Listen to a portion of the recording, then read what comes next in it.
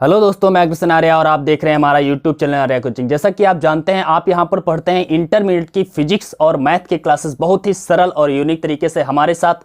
तो मैं आज लेके आया हूं आप लोगों के लिए इंटरमीडिएट की फिजिक्स के न्यूमेरिकल्स की क्लास। इस न्यूमेरिकल की क्लास में हम लोग पढ़ने वाले हैं लेसन नंबर 2 के न्यूमेरिकल्स। ओके, मैं बता दूं आपको, लेसन नंबर 2 के न्यूमेरिकल्स की क्लास ऑलरेडी हमने 2 इस चैनल पर अपलोड कर दी है। अगर आप में से किसी ने भी वो क्लासेस नहीं देखी हैं तो देख लीजिए। और आज ये पार्ट 3 है और इसके बाद में 3 वीडियो लेसन 2 के न्यूमेरिकल्स के और आने वाले हैं। टोटल 6 पार्ट आएंगे न्यूमेरिकल्स के लेसन 2 के। इसमें से 2 ऑलरेडी अपलोड हो चुके हैं, ये तीसरा पार्ट है, 3 और आने वाले हैं। तो अगर आप में से किसी ने भी पहले वाले वीडियोस नहीं देखे हैं तो प्लीज उन वीडियो को देख लीजिए, क्योंकि वहां पर भी हमने बहुत ही अच्छे क्वेश्चंस हमने लिए थे और उसमें सॉल्व करने के तरीके बताए हैं। ठीक है, तो चलो हम आज की क्लास को स्टार्ट करते हैं। लेकिन क्लास को स्टार्ट करने से पहले मैं कहना चाहूंगा कि अगर अभी तक आपने हमारा चैनल सब्सक्राइब नहीं किया है या फिर आप पहली बार हमारे चैनल पर आए हैं तो इस वीडियो को लाइक करिएगा और चैनल को जरूर सब्सक्राइब करिएगा, क्योंकि अगर आप यहां पर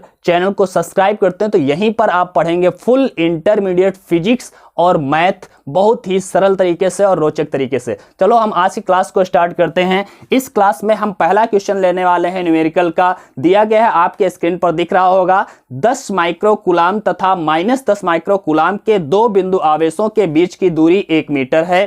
ठीक है, आगे इसके मध्य बिंदु पर वैद्युत विभव ज्ञात कीजिए। बहुत ही इजी क्वेश्चन है, पेन कॉपी उठाइए और सॉल्व करना शुरू कर दीजिए। आप भी सॉल्व कर सकते हैं इसे, बहुत ही इजी क्वेश्चन है। फिर भी हम यहां पर सॉल्व करेंगे और देखते हैं कौन जल्दी सॉल्व करता है। ओके, सो यहां पर मैंने बताया है 10 माइक्रोकूलाम, 10 माइक्रोकूलाम का एक आवेश है और एक है -10 माइक्रोकूलाम का आवेश। ठीक है, और दोनों कितनी दूरी पर स्थित है बताया गया है, 10 माइक्रोकूलाम तथा -10 माइक्रोकूलाम के 2 बिंदु आवेशों के बीच की दूरी 1 मीटर है। मतलब इन दोनों आवेशों के बीच की दूरी कितनी है?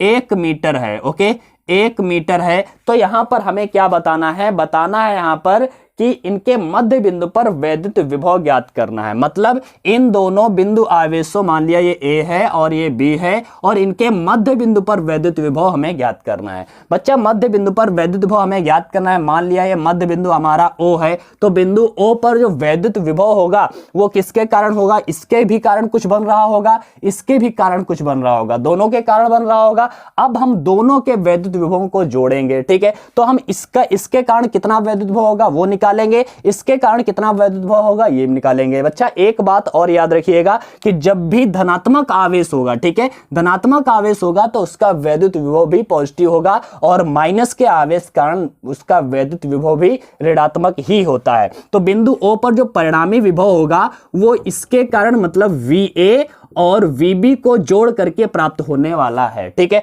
चलो हम देखते हैं। तो हम क्या करेंगे, V = VA क्या हो जाएगा? तो VA क्या हो जाएगा? हमें फॉर्मूला पता है, किसी भी बिंदु आवेश के कारण वैद्युत विभव का फॉर्मूला याद रखिएगा। आपको याद होगा अगर पिछली वाली क्लासेस देखी है आपने, KQ/R होता है। क्या होता है?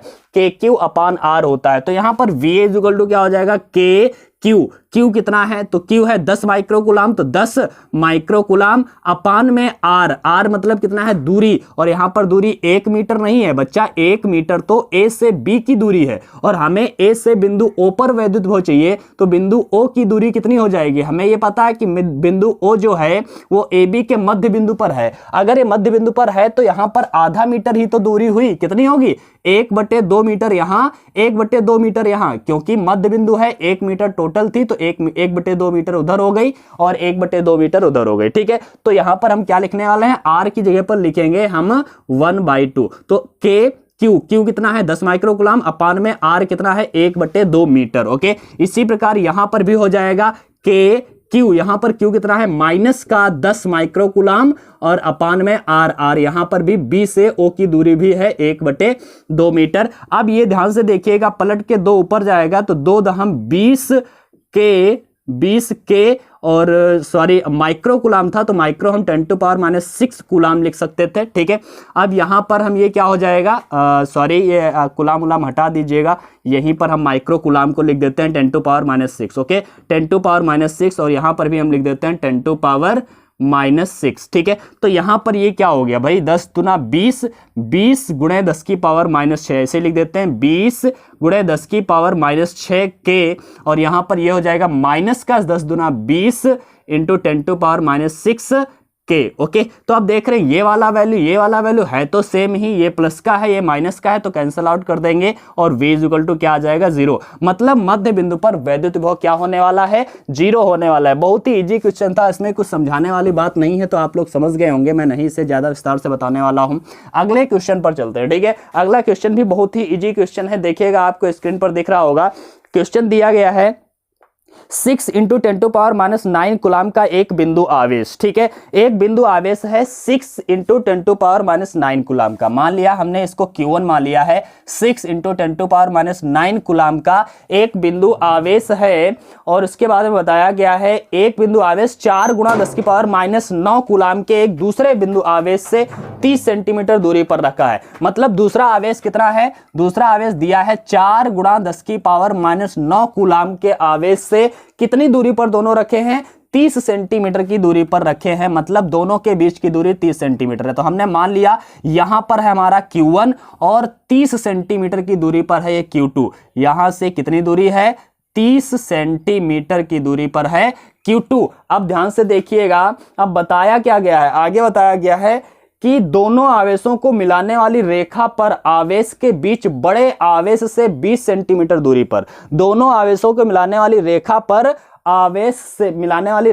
आवेशों के बीच बड़े आवेश से 20 सेंटीमीटर दूरी पर, बड़ा आवेश कौन सा है, Q1 है कि Q2 है, तो Q1 है, तो Q1 से 20 सेंटीमीटर की दूरी पर, तो Q1 से 20 सेंटीमीटर की दूरी पर जाइए। मान लिया हम यहां तक आ जाते हैं 20 सेंटीमीटर की दूरी पर, 20 सेंटीमीटर की दूरी पर बताया गया है वैद्युत विभव का मान ज्ञात कीजिए। मतलब इस बिंदु पर हमें वैद्युत विभव ज्ञात करना है। इस बिंदु को हमने C लिख दिया, अगर ये A था, सॉरी हमने मान लिया ये A है, ये B है और ये बिंदु C है। ये 20 सेंटीमीटर दूरी है। अगर इधर 20 है तो उधर कितनी बची, तो सिंपल बात है भाई 10 बचेगी यार। कितनी बचेगी, 10 बचेगी, क्योंकि टोटल कितनी थी, 30 सेंटीमीटर थी। अब यहां पर हमें वैद्युत विभव ज्ञात करना है, तो हम क्या करेंगे, वैद्युत विभव का फॉर्मूला अभी हमने बताया है KQ/R होता है, ठीक है। तो ये होता है भाई, इसको याद रखिएगा, KQ/R, ठीक है। तो यहां पर K तो K कांस्टेंट ही होता है, K ऐसे ही रहेगा। Q बताइए कितना है, तो यहां पर Q मतलब Q1 हो जाएगा अपान R। यहां से यहां तक की दूरी कितनी है, 20 सेंटीमीटर है, तो 20 सेंटीमीटर को मीटर में बदलेंगे, -2 कर देंगे, ठीक है। प्लस हो जाएगा दोबारा में इसके कारण, VB के कारण, क्योंकि V इक्वल टू क्या था भाई, VA प्लस VB, यही तो होगा जाके। तो VA तो हमने लिख दिया है KQ1/R हो गया, ठीक है। दोबारा में यहां पर क्या हो जाएगा, KQ2 कितना हो जाएगा, तो Q2 हमारा यहां पर Q2 रख दीजिए, बाद में हमारा वैल्यू रख लेंगे, अपान R। इसकी दूरी कितनी है, तो इसकी तो 10 सेंटीमीटर है, B से C की दूरी 10 सेंटीमीटर, तो 10 गुणा 10 की पावर -2 मीटर हो जाएगा, ठीक है। इतना हो गया है। इसके बाद में हमें क्या करना है भाई, वैल्यू रख देते हैं जरा। K का वैल्यू क्या होता है, 9 गुणा 10 की पावर 9। आप सबको पता होगा K का वैल्यू क्या होता है, मैं बता देता हूं एक बार। K का वैल्यू होता है 9 गुणा 10 की पावर 9, या फिर इसे हम 1/4πε0 भी कह सकते हैं, ठीक है। कोई दिक्कत वाली बात नहीं। तो हमने K का वैल्यू रख दिया। Q1 कितना है, तो Q1 है 6 इंटू 10 टू पावर -9, अपान में R कितना है, 20 गुणा 10 की पावर -2। यहां पर हम क्या करेंगे, यहां पर हम काट पेट मचाएंगे भाई। क्या करेंगे, सिंपल सी बात है, यहां पर करेंगे हम 2 से काट देते हैं, 2 3 6, 2 दहम 20, ठीक है। तो और यहां पर आगे क्या करना है, तो आगे 9 गुणा 10 की पावर 9 रखेंगे, ठीक है। Q2 कितना है, तो Q2 है 4, तो 4 इंटू 10 टू पावर -9 हो जाएगा, अपान में क्या हो जाएगा, अपान में 10 गुणा 10 की पावर -9। ओके, इतना हो गया है, सॉरी 10 की पावर -2, 10 की पावर -2, इतना हो गया है। अब हमें क्या करना होगा, इसको हम सॉल्व करते हैं। कैसे सॉल्व करेंगे, तो ध्यान से देखिएगा कैसे हम इसको सॉल्व करते हैं। ये हो जाएगा, इनकी गुणा कर लेते हैं, 9 3 27, तो 27 गुणा 10 की पावर 9 प्लस का है, 10 की पावर 9 माइनस का है, कैंसल आउट हो जाएगा।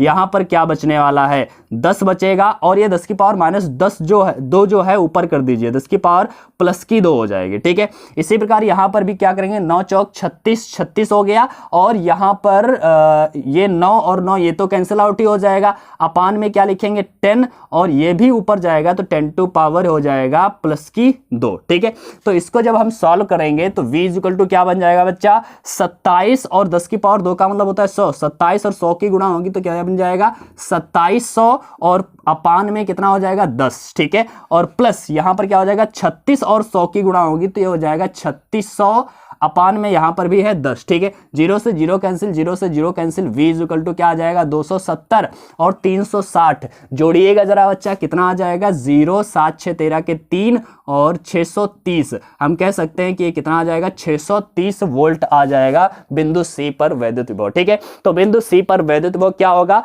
630 वोल्ट होगा। ठीक है, बस फंडा समझ लीजिए, आप जो अगर ये विभव हमें याद करना है तो विभव इसके कारण भी होगा उसके कारण भी होगा, मतलब VA और VB दोनों जोड़ लिया और फार्मूला KQ अपान R होता है, दूरियां जो भी हैं वो रख दीजिए, Q1 Q2 जो हैं वो रख दीजिए। ठीक है, तो बहुत ही आसानी से हम लोग देख रहे हैं ये वाला क्वेश्चन नंबर 2 भी हम लोगों ने सॉल्व कर लिया है। अब देखते हैं नेक्स्ट क्वेश्चन। ठीक है, देखिए एक बात याद रखिएगा, अगर आपको वीडियो पसंद आता है तो भाई लाइक करने में कंजूसी मत किया करो, लाइक कर दीजिए और अपने फ्रेंड्स के साथ में इसको शेयर अवश्य किया करो। ठीक है, शेयर करिए और लाइक करिए, और चैनल अगर सब्सक्राइब नहीं किए हैं तो फिर इसको सब्सक्राइब भी कर लीजिए, क्योंकि यहां पर आप बहुत ही अच्छे तरीके से पढ़ते हैं मैथ और फिजिक्स। ठीक है, तो चलो हम चलते हैं अगले क्वेश्चन पर। अगला क्वेश्चन नंबर 3 जो दिया गया है आपको स्क्रीन पर दिख रहा होगा, 6 गुणा 10 की पावर -8 कूलाम का एक बिंदु आवेश निर्देशांक मूल बिंदु पर स्थित है। कहा गया है एक बिंदु आवेश जो है मूल बिंदु पर स्थित है, हम कह सकते हैं मान लिया यहां पर मूल बिंदु है ये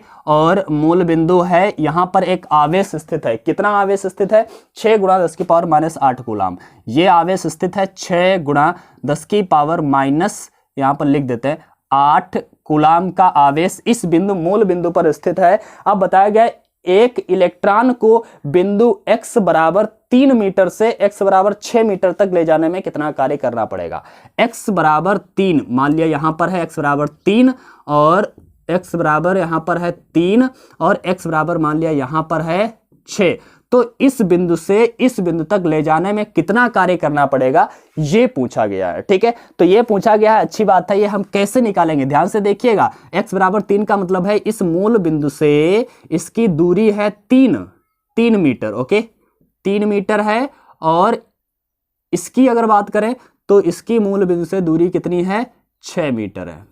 ठीक है, यही तो दिया गया है, इसकी 3 मीटर है, ये मान लिया बिंदु A है और ये बिंदु B है, A से B तक ले जाना है, कितना कार्य करना पड़ेगा ये हमसे पूछा गया। ठीक है, अच्छा फार्मूला हमें पता है कि जब भी हम कार्य निकालते हैं और ऐसी बात होती है तो फार्मूला पता है V इक्वल टू हुआ करता था W अपान Q। आप सबको फार्मूला पता होगा अगर हमसे थ्योरी आप लोगों ने पढ़ी है। V equal to W upon Q होता है, मतलब डेल्टा V विभवांतर होता है, विभवांतर इंटू W अपान Q होता है। आप ध्यान से देखिएगा जरा, यहाँ पर क्या हो जाएगा, हमें कार्य चाहिए, कार्य मतलब W इक्वल टू क्या हो जाएगा Q इंटू डेल्टा V हो जाएगा। क्या हो जाएगा Q इंटू डेल्टा V। अगर हमें कार्य चाहिए तो पहले आवेश चाहिए, आवेश कितना हम ले जा रहे हैं तो हमें मालूम है इलेक्ट्रॉन को ले जा रहे हैं, तो इलेक्ट्रॉन का आवेश तो हमें पता ही है।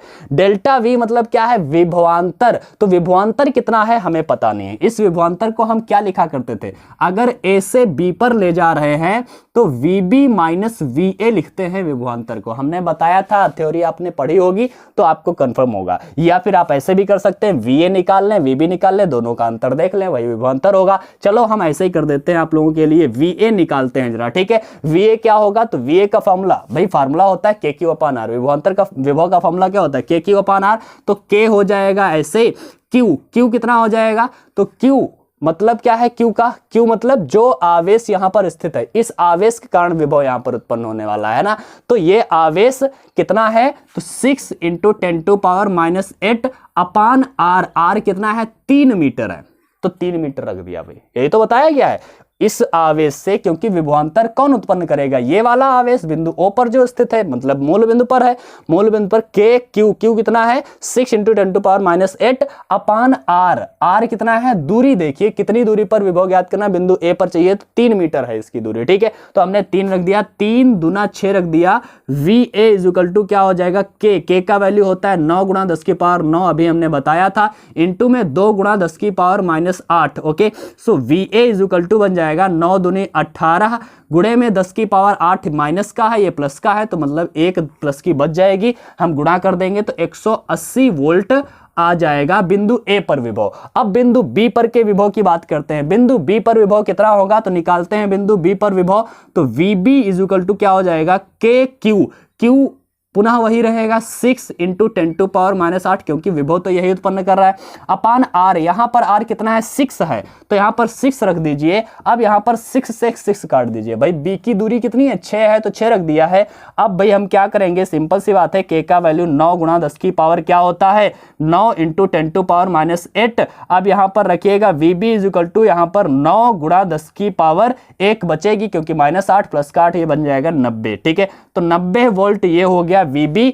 और VA हो गया। यहां पर कितना विभव है, 180 वोल्ट, यहां पर कितना है 90 वोल्ट। दोनों के बीच में विभव में अंतर कितना है, 180, यहां पर 90, इतना कितने का अंतर है, 90 का अंतर है। कितना अंतर है, 90 का। हम कह सकते हैं विभवांतर delta V is equal to क्या हो जाएगा, VA minus VB, VA minus VB कितना हो जाएगा, delta V is equal to VA कितना है 180 माइनस VB कितना है 90, अर्थात डेल्टा V भी हो गया है 90 वोल्ट। ठीक है, तो ये विभवांतर हो गया है बच्चा। विभवांतर तो हमें क्लियर हो गया है कि 90 वोल्ट हो गया है, 90 वोल्ट है। विभवांतर जब क्लियर हो गया है, आवेश हमें पता है कि हम किसे ले जा रहे हैं। तो क्वेश्चन में देखिएगा, आवेश बताया गया है कि एक इलेक्ट्रॉन को बिंदु x बराबर 3 से x बराबर 6 मीटर तक ले जाना है। इलेक्ट्रॉन को ले जाना है तो इलेक्ट्रॉन का आवेश होगा, आवेश कितना, q बराबर 1.6 गुणा 10 की पावर -19 कूलाम होने वाला है। और हमें निकालना है कार्य, और कार्य का फॉर्मूला होता है भैया W बराबर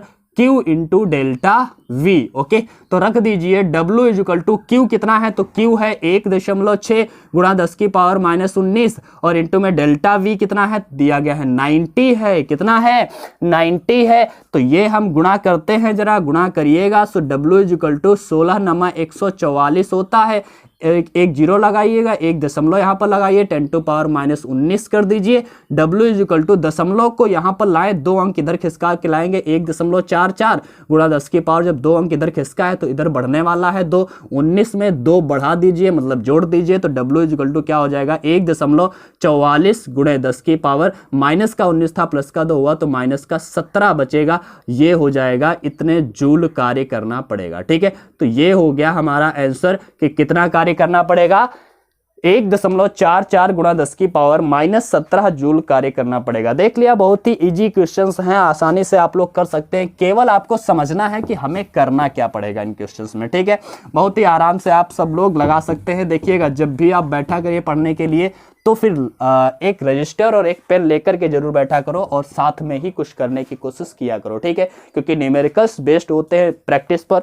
अगर आपकी प्रैक्टिस नहीं होगी तो आप सॉल्व नहीं कर पाएंगे। ठीक है, तो आपको प्रैक्टिस बहुत अधिक करनी है। चलो हम देखते हैं क्वेश्चन नंबर 4। ठीक है, क्वेश्चन नंबर 4 में चलते हैं। हाइड्रोजन परमाणु में इलेक्ट्रॉन व प्रोटॉन के बीच की दूरी 0.5 एंगस्ट्रॉम है। देखिए, इलेक्ट्रॉन और प्रोटॉन के बीच की दूरी, इलेक्ट्रॉन आवेश दिए गए हैं, इलेक्ट्रॉन का आवेश होता है 1.6 गुणा 10 की पावर -19 कूलाम का आवेश है, और प्रोटॉन का आवेश है जिसे हम Q2 कह सकते हैं। प्रोटॉन इलेक्ट्रॉन दोनों के आवेश समान होते हैं, अर्थात Q1 भी उतना ही है, Q2 भी उतना ही है, दोनों के आवेश हमें मालूम है कि बराबर होते हैं।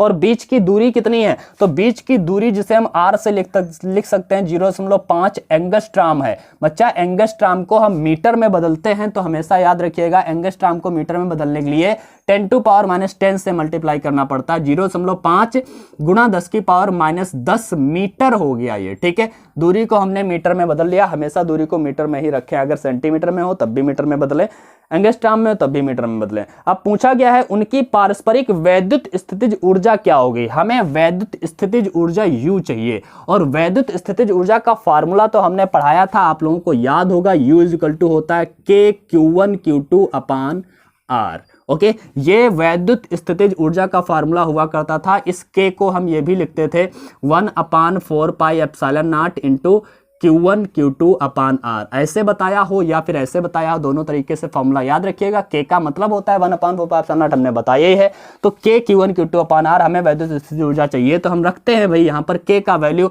K का वैल्यू कितना है, तो K का वैल्यू होता है 9 इंटू 10⁻⁻, सॉरी माइनस नहीं होता है, प्लस का 9 होता है। इसके बाद में हम Q1 की बात करें तो Q1 कितना है, तो Q1 है हमारा 1.6 गुणा 10 की पावर -19 इंटू Q2 कितना है, तो वो भी है 1.6 गुणा 10 की पावर -19 अपान में R कितना है, तो R है हमारे पास 0.5 गुणा 10 की पावर -10 मीटर। ओके, तो इसको हम सॉल्व करते हैं, देखते हैं जरा नीचे अगर जगह है तो हम नीचे ही सॉल्व करते हैं। चलो है, हमें दिख रहा है, तो हम करते हैं इसको सॉल्व। तो ये हो जाएगा 9 इंटू 16 मतलब 1.6 और 1.6 का जब हम मल्टीप्लाई करेंगे तो क्या आएगा 2.56, क्योंकि 16 से हम 256, 2 अंक बाद दशमलव 2.56 आ जाएगा।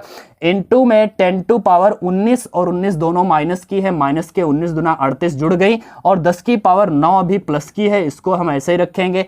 अपान में क्या करने वाले हैं, अपान में हम 0.5 है और इंटू में 10 टू पावर कितनी है -10। चलो हम आगे चलते हैं इसको सॉल्व करने के लिए। तो एक काम करेंगे, यहाँ से हम दशमलव हटाएंगे, जब हम दशमलव हटाएंगे तो इसको हम 90 कर सकते हैं। ठीक है, दशमलव हटाया, इसको 90 कर दिया, और हम क्या करने वाले हैं, अब हम 5 से 90 को काट दे रहे हैं। ठीक है, तो काटिएगा, u इक्वल टू क्या बन जाएगा, 5 से हम 90 को काटेंगे तो क्या बन जाएगा 5 एकम 5 5 अट्ठे 40। ठीक है, तो ये बन गया है 18 और इंटू में 2.56 इंटू में 10 टू पावर 38 से 9 जाएगा, बच्चा बचेगा यहाँ पर 29 और बटे में बचेगा 10 की पावर -10। ओके, अब भैया 10 की पावर 10 को भी हम ऊपर कर देंगे अगर, तो 10 की पावर प्लस की 10 हो जाएगी, फिर हम उससे घटा देंगे। अब हम गुणा कर लेते हैं 18 और 256 की, जब हम गुणा करेंगे तो जब हम गुणा करेंगे 18 और 2.56 की तो आ जाएगा हमारे पास 4608 और 2 अंक के बाद हम दशमलव लगाने वाले हैं, 2 अंक के बाद दशमलव लग गया, इंटू में 10 टू पावर -29 और ये 10 ऊपर जाएगा, 10 की पावर प्लस का 10 हो जाएगा। तो u इक्वल टू हो जाएगा 46.08 गुणे में 10 की पावर 29 से 10 जाएगा, बचेगा हमारे पास 19। हम दशमलव को जरा 4 और 6 के बीच में लाएंगे तो u इक्वल टू 4.608 इंटू में 10 टू पावर हो जाएगा 18 जूल। ठीक है, तो ये हमारा आंसर हो जाएगा 4.608 गुणा 10 की पावर -18 जूल। ठीक है, तो चलो चलते हैं अब अगले क्वेश्चन पर। अगला क्वेश्चन हम देखते हैं, आपके स्क्रीन पर दिखेगा, और याद रखिएगा, हाँ अगर आपको वीडियो भाई पसंद आ रहा है तो इसको लाइक करना मत भूलिएगा और शेयर अवश्य करिएगा। ठीक है, तो चलो हम चलते हैं नेक्स्ट क्वेश्चन पर। अगला क्वेश्चन जो बताया गया है, दिया गया है 2 आवेशित कणों में प्रत्येक पर 2.0 गुणा 10 की पावर -5 कूलाम आवेश हैं। ठीक है, 2 आवेशित कण है, दोनों पर बराबर आवेश है, हम मान लेते हैं Q1 बराबर भी है 2 गुणा 10 की पावर -5 कूलाम, यही दिया गया है शायद। ठीक है, और Q2 बराबर भी है हमारे पास 2 गुणा 10 की पावर -5 कूलाम। ठीक है, तो दोनों पर समान आवेश है, 2 आवेशित कणों प्रत्येक पर इतना आवेश है। इन्हें अनंत से 10 सेंटीमीटर के अंतराल पर लाया जाता है। ठीक है, कहां से, अनंत पर पहले स्थित थे और 10 सेंटीमीटर के अंतराल पर लाया जाता है। इस प्रक्रिया में वैद्युत स्थितिज ऊर्जा में वृद्धि ज्ञात कीजिए। ठीक है, वृद्धि ज्ञात करना है। आप ध्यान से सोचिए जरा, इस क्वेश्चन को सॉल्व करने के पहले हमें ध्यान से सोचना है ये कि जब हमारे दोनों आवेश अनंत पर होंगे मतलब Q1 और Q2 के बीच की दूरी क्या होगी, इन्फानाइट होगी। ठीक है, तो हमारे पास स्थितिज ऊर्जा कितनी रही होगी, तो ऐसी स्थिति में जब इन्फानाइट होगी तब हम स्थितिज ऊर्जा इन्फानाइट पर कह सकते हैं कि फार्मूला होता है K Q1 Q2 अपान R। स्थितिज ऊर्जा का फार्मूला यही होता है ना। आप ध्यान से देखिएगा, अगर R को हम इन्फानाइट रख देंगे, R को जब इन्फानाइट रख देंगे तो इन्फानाइट को से हम किसी को भी भाग करते हैं तो आंसर क्या आता है 0। मतलब इन्फानाइट पर जब स्थित थे दोनों आवेश तो उनकी स्थितिज ऊर्जा कितनी थी, 0 थी। पहले स्थितिज ऊर्जा कितनी थी, 0 थी। अब हम देखते हैं कि जब पास में लाए जाएंगे और कितनी दूरी पर लाए जाएंगे, 10 सेंटीमीटर के अंतराल पर लाए जाएंगे। मतलब अब R कितनी हो गई है, 10 सेंटीमीटर हो गई है। अब 10 सेंटीमीटर अंतराल पर लाए जाएंगे तब कितनी ऊर्जा हो जाएगी, निकालते हैं 10 सेंटीमीटर के अंतराल पर ऊर्जा। U इक्वल टू फिर फार्मूला वही होगा K Q1 Q2 अपान R। ओके, तो ये हो जाएगा K कितना है, तो K का वैल्यू हम रख देते हैं यहाँ पर, U10 यहाँ पर लिखते रहें, 10 सेंटीमीटर दूरी पर है। ठीक है, तो K है 9 गुणा 10 की पावर 9। Q1 कितना है, 2 गुणा 10 की पावर -5। Q2 कितना है, 2 गुणा 10 की पावर -5 और अपान में R कितना है बच्चा, तो R है हमारे पास अब 10 सेंटीमीटर। 10 सेंटीमीटर 10 की पावर -2 मीटर कर देते हैं, क्योंकि मीटर में हमें लिखना होता है तो मीटर में हमने लिख दिया है। तो ये हो जाएगा, इनको हम ऊपर कर देंगे, अभी ऐसे ही लिखेंगे, U10 बराबर में हो जाएगा 9 दूनी 18 और 18 दूना 36 हो जाएगा, यहाँ पर 36 लिख दिया, ठीक है। और इंटू में 10 की पावर कितनी है, 9 प्लस की है, और माइनस की ये भी हो गई है 10 की पावर 10 माइनस की, ओके।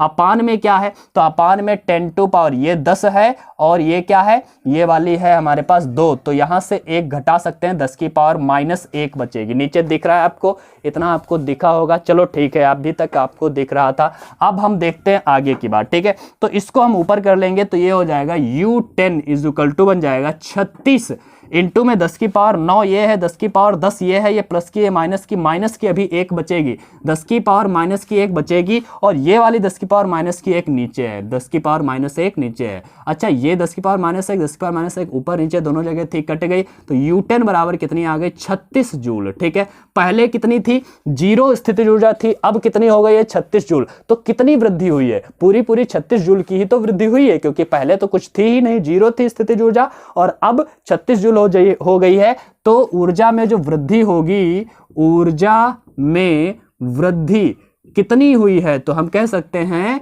U10 से U इन्फानाइट घटा देते हैं, तो U10 है 36 और इन्फानाइट कितना था, 0 पर था, ठीक है। तो हम देख रहे हैं 36 जूल की ही वृद्धि हुई है, ठीक है। तो हम लोग देख रहे हैं बहुत ही आसानी से ऐसे क्वेश्चन सॉल्व कर सकते हैं। केवल क्वेश्चन बहुत ही इजी होता है, समझना होता है आप लोगों को। अगर आप समझ जाएंगे तो क्वेश्चन बहुत ही इजी बन जाता है, अगर आप नहीं समझ पाएंगे तो फिर आपके लिए कठिन होता है, ठीक है। तो एक बात आपको हमेशा याद रखना है कि क्वेश्चन को कभी भी कठिन नहीं सोचना है। अगर आप कठिन एक बार सोच लिए कि क्वेश्चन कठिन है, तो फिर आपका दिमाग जो है थोड़ा काम करना कम कर देता है, ठीक है। तो आपको ये कभी सोचना ही नहीं है कि हमारे सामने क्वेश्चन कठिन आ रहा है, कुछ भी नहीं है, सब कुछ सरल होता है। और जब सरल समझेंगे तो फिर हमारा जो सोचने की क्षमता है बढ़ी रहेगी, नहीं तो सोचने की क्षमता फिर घट जाती है, ठीक है। चलो हम देखते हैं आगे।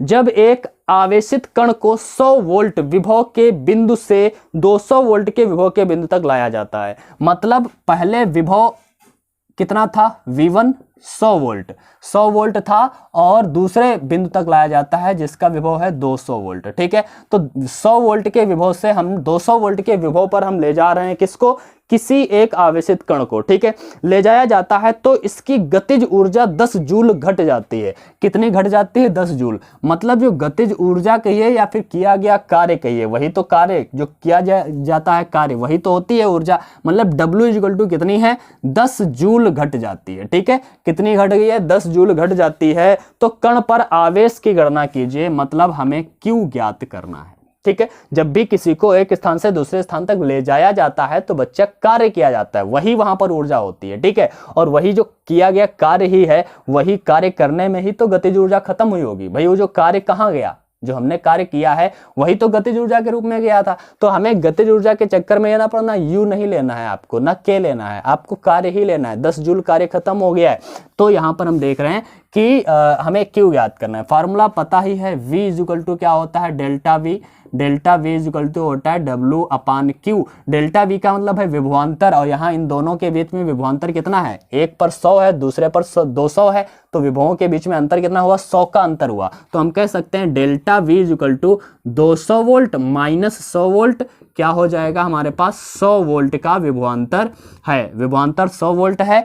आवेश हमें ज्ञात करना है, मतलब Q हमको ज्ञात करना है, और W दिया है। फार्मूला हमें पता है, तो हम लिख सकते हैं delta V equal to W upon Q, या फिर Q इक्वल टू लिख सकते हैं W upon delta V। Okay, so Q equal to W कितना है, तो W है 10 जूल, अपान में डेल्टा V कितना है, तो 100 है। 100 एक 0 से कट जाएगा, तो ये बच जाएगा Q इक्वल टू 1/10 कूलाम। यहाँ पर 1/10 को हम क्या लिख सकते हैं बच्चा, 0.1 कूलाम। आप लोग समझते ही हैं। बस इतना इजी क्वेश्चन है और आसानी से हम लोगों ने सॉल्व भी कर लिया, ठीक है। तो देखते रहिए आप लोग, बहुत ही आसानी से सब कुछ सॉल्व करने वाले हैं। कोई भी क्वेश्चन हो कठिन भी मत सोचिए, कभी भी आराम से आप लोग सॉल्व कर सकते हैं, मुझे ऐसा भरोसा है, ठीक है। और मैं विश्वास दिलाता हूं कि अगर आप हमारे साथ पूरे साल भर बने रहेंगे तो आपको फिजिक्स फिर कठिन नहीं लगेगी, आपको मजा आने लगेगा फिजिक्स पढ़ने में, और फिर फिजिक्स से प्यार भी हो जाएगा। देखिए, जब कोई सब्जेक्ट समझ में आता है ना, तभी उससे प्यार होता है। तो मैं कहता हूं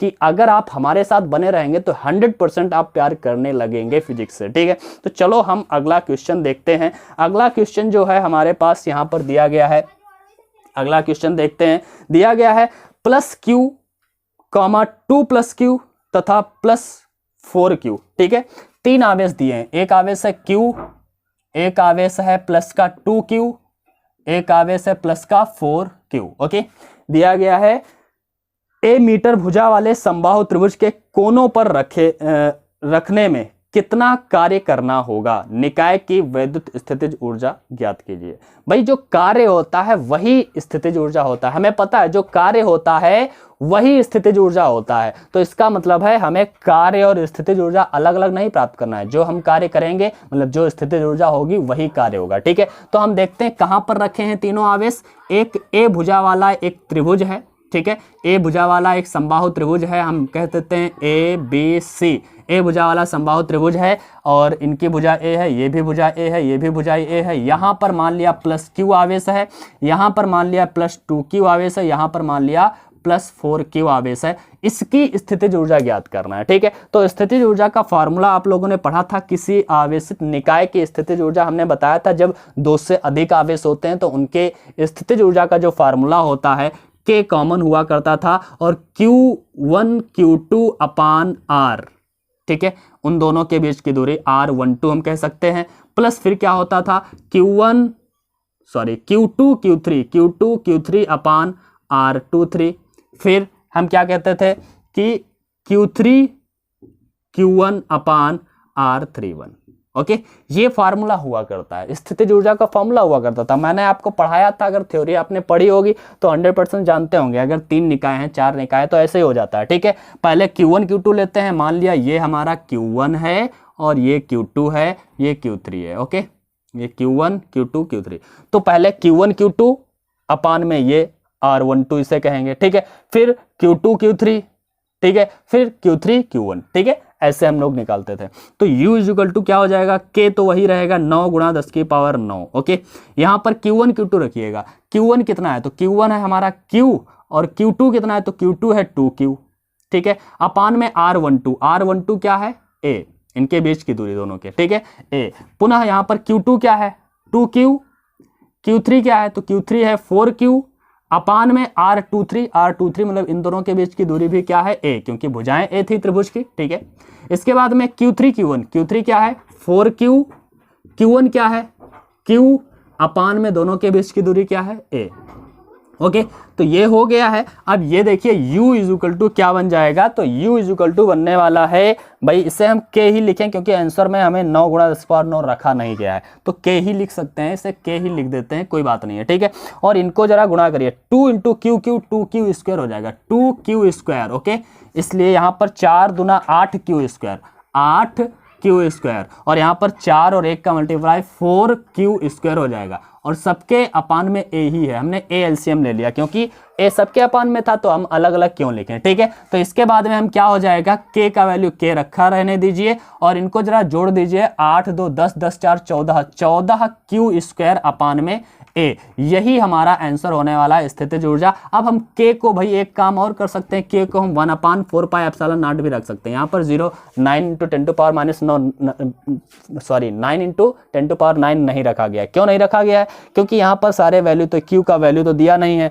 A का वैल्यू तो दिया नहीं है अंकों में, तो हम उसको रखने से कोई फायदा है नहीं, इसलिए यहाँ पर ऐसे दे दिया है 14Q स्क्वायर अपान में A। ठीक है, तो यही स्थितिज ऊर्जा है और यही कार्य होगा, क्योंकि हमें मालूम है जो स्थितिज ऊर्जा होती है वही कार्य होती है, ये हमने कई बार बताया है, इसीलिए मैं कहता हूँ कि थ्योरी अवश्य पढ़ें। ठीक है, तो ये आपको समझ में आ गया होगा मेरे ख्याल से, बहुत ही ईजी क्वेश्चन था और बहुत ही आसानी से हम लोगों ने सॉल्व भी कर लिया है। चलो हम चलते हैं नेक्स्ट क्वेश्चन पर। ठीक है, लेकिन याद रखिएगा कोई भी क्वेश्चन आसानी से सॉल्व तभी होगा जब आपने थ्योरी अच्छे से पढ़ी होगी। ठीक है, तो थ्योरी को समझना बहुत ही जरूरी होता है। अगर आप में से किसी ने भी नहीं पढ़ी है, लेसन नंबर 2 या लेसन नंबर 1 या कोई भी लेसन फिजिक्स का इंटरमीडिएट का नहीं पढ़ा है, तो आप जाइए हमारे चैनल पर विजिट करिए, प्लेलिस्ट में जाइए, वहां पर हर लेसन की प्लेलिस्ट आपको मिल जाएगी और आप अच्छे से तैयारी कर सकते हैं, क्योंकि मैंने बहुत ही अच्छे से उन सभी वीडियोज में विधिवत मैंने समझाए हैं हर टॉपिक को। ठीक है, तो आप जा करके वहां पर पढ़ाई कर सकते हैं, आर्या कोचिंग सर्च करिए, कोचिंग में जाइए और उसमें मिल जाएगा। ठीक है, नेक्स्ट क्वेश्चन हम लोग देखते हैं। अगला क्वेश्चन 2 है, विभव मापी के 10 मीटर लंबे तार के सिरों के बीच 1 वोल्ट का विभवांतर लगाया जाता है। मतलब एक तार है, ठीक है, जिसकी लंबाई कितनी है 10 मीटर। एल बराबर कितना है 10 मीटर है तार की लंबाई, और 1 वोल्ट का विभवांतर है उन दोनों के सिरों पर। कितने वोल्ट का विभवांतर है, डेल्टा वी इक्वल टू है 1 वोल्ट का विभवांतर है। अब बताया क्या गया है, तार में विभव प्रवणता का मान ज्ञात करना है, विभव प्रवणता ज्ञात करना है। ओके, विभव प्रवणता ज्ञात करना है। मैंने बताया था विभव प्रवणता को भी हम के से लिखते हैं, हमें मतलब हम कह सकते हैं कि के हमें ज्ञात करना है, ठीक है। अच्छा, एक बात याद रखिएगा, विभव प्रवणता जब मैंने समझाया था तो हमने कहा था कि विभव प्रवणता का जो फार्मूला हुआ करता था, विभव प्रवणता का जो फार्मूला होता था, विभव प्रवणता का जो फार्मूला होता था minus delta V upon delta x. Delta x क्या था, लंबाई था या दूरी था, ठीक है। तो यहां पर हम दूरी जो है उसी को हम लंबाई मान रहे हैं। एकांक दूरी या एकांक लंबाई पर जो विभव में कमी आती थी उसी को हम क्या कहते थे,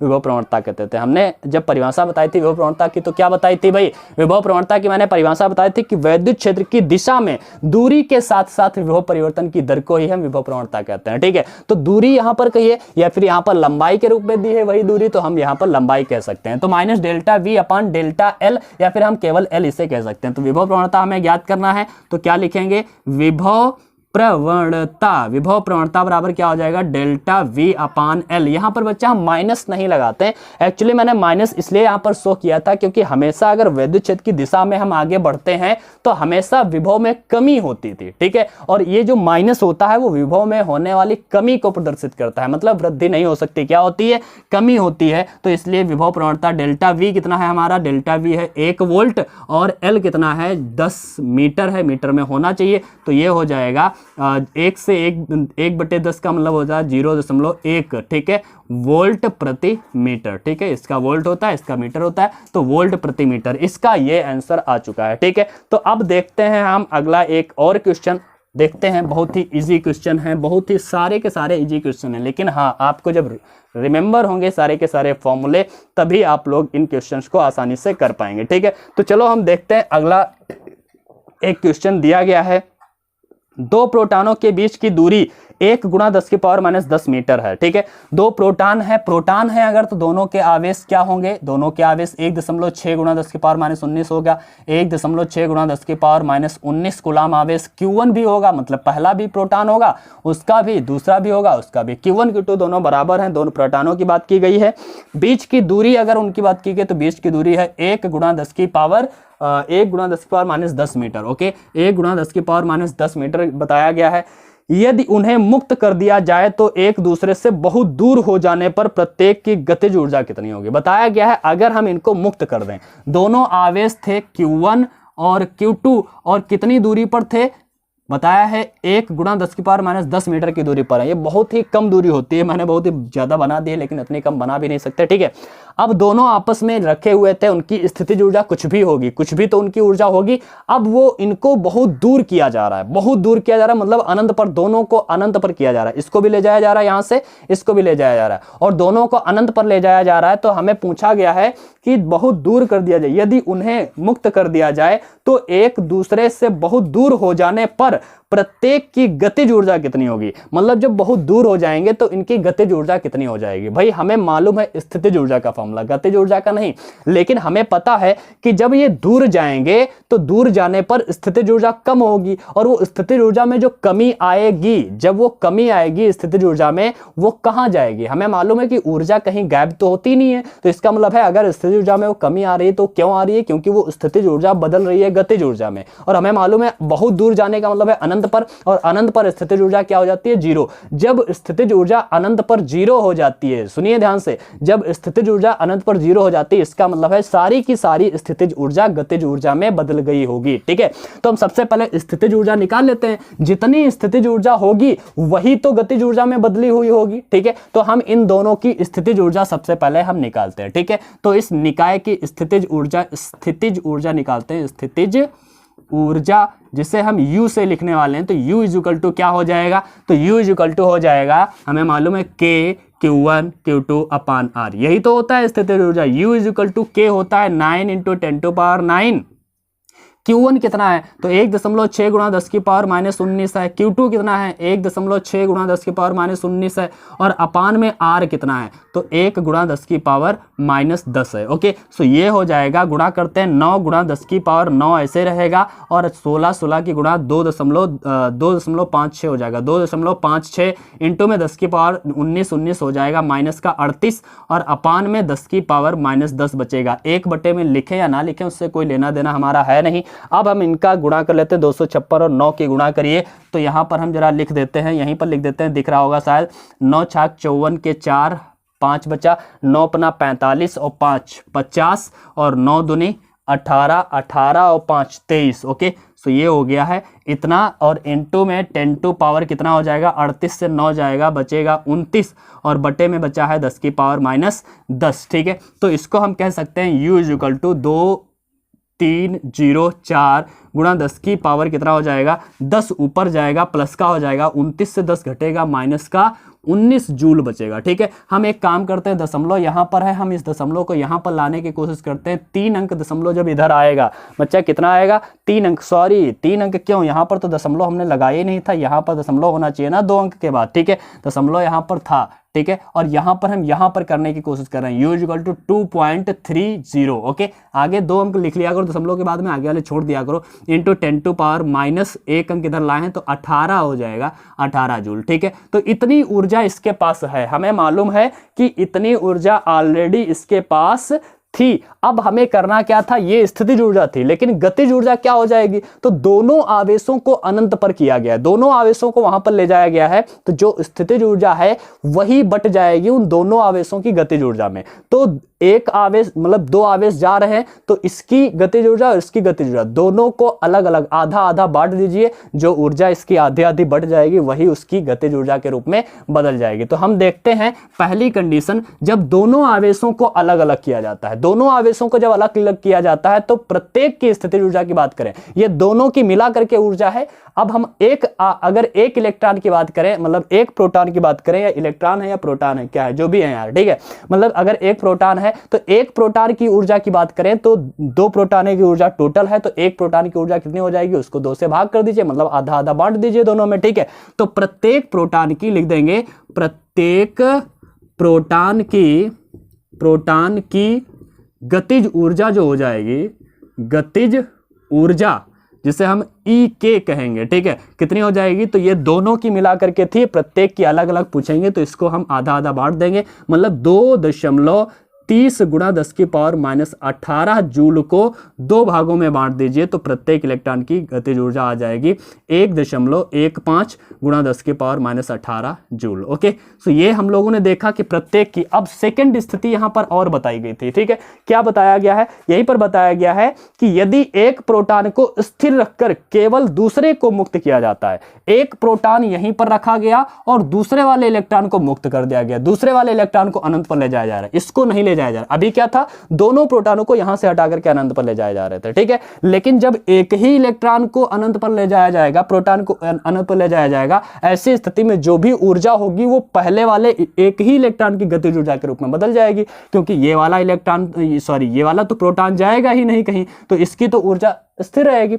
जो भी ऊर्जा होगी इसके पास स्थितिज ऊर्जा, वो सारी की सारी स्थितिज ऊर्जा कहां व्यय हो जाएगी, इस प्रोटॉन की गतिज ऊर्जा में बदल जाएगी। ठीक है, तो जब एक ही इलेक्ट्रॉन को ले जाया जाएगा, ऐसी स्थिति में जब एक ही इलेक्ट्रॉन को ले जाया जाएगा तब उसकी जो ऊर्जा होगी, तब उसकी ऊर्जा क्या होगी, तो जो उसकी ऊर्जा होगी, जितनी उसकी स्थितिज ऊर्जा थी वो सारी की सारी स्थितिज ऊर्जा एक ही प्रोटॉन की गतिज ऊर्जा में व्यय हो जाएगी। ऐसी स्थिति में उसकी गतिज ऊर्जा जो हो जाएगी उस प्रोटॉन की, टोटल उसकी स्थितिज ऊर्जा ही हो जाएगी, जैसे हम कह सकते हैं 2.30 गुणा 10 की पावर -18 जूल, क्योंकि अब की बार वो दोनों में बटी नहीं है, क्योंकि एक को स्थिर रखा गया है और दूसरे को केवल ले जाया गया है, तो दूसरे मतलब पहले वाले के साथ में ऊर्जा रहेगी ही नहीं वो, क्योंकि वो तो स्थिर ही है, वो चल ही नहीं रहा, तो उसकी गतिज ऊर्जा 0 रहेगी। ठीक है, और सारी की सारी जो एनर्जी है अब वो दूसरे वाले प्रोटॉन को ही दे दी जाएगी, अर्थात तब ऊर्जा उसकी ये हो जाएगी, और जब दोनों को अलग अलग किया जा रहा होगा तब उसकी ऊर्जा प्रत्येक की इतनी इतनी हो जाएगी। ठीक है, तो ये हम लोगों को समझ में आ गया होगा मेरे ख्याल से। आपको समझ में आया है तो बहुत ही अच्छी बात है। अगर आपको वीडियो पसंद आया है तो इसे लाइक करिएगा और शेयर जरूर करिए यार, शेयर कर दिया करो, जिससे बहुत ही फायदा होता है बहुत ही दूसरे बच्चों का। और अगर आप भी किसी दूसरे बच्चों का भला करते हैं तो भगवान भी आपका भला करेगा। ठीक है, तो चलो अच्छी बात है, आप भी दूसरों की सहायता करिए, और वीडियो अगर पसंद आया तो इसे लाइक जरूर करिएगा। और हाँ, अगर चैनल सब्सक्राइब नहीं किए हैं अभी तक, ठीक है, तो फिर सब्सक्राइब जरूर कर लीजिए। ठीक है, तो फिर हम मिलेंगे नए क्लास में, मतलब नेक्स्ट क्लास में पार्ट 4 के साथ में। तब तक के लिए गुड बाय।